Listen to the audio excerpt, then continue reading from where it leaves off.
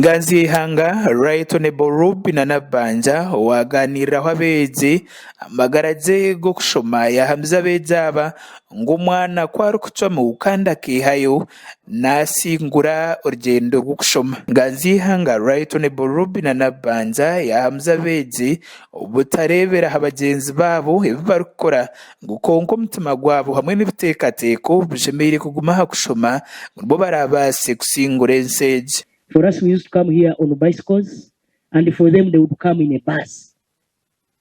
But here we are. The Prime Minister of the Republic of Uganda, we used to come on a bicycle. That you go through all this so that you can develop that resilience. Okay?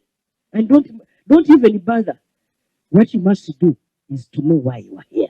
Muringo Ngugume Nabbanja yasima ba Brothers of Christian Instructions abemeruma y'abakozi umuhango mu kutera minonga mbyo bwegese. Colleagues, I would like to extend my deepest appreciation to the Brothers of Christian Instruction, the teachers, and all those who have played part in shaping this school into a beacon of excellence that it is today.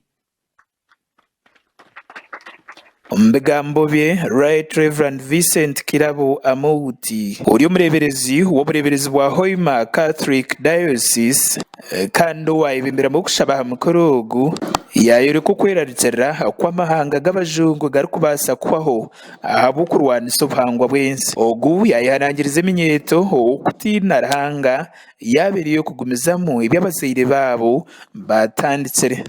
And I fear that perhaps in the coming 10 years, Europe may not be what it is today. It will have vanished. People will have lost their identity. Because I think they interrupted the natural process. They must have done these mistakes maybe 40 years ago.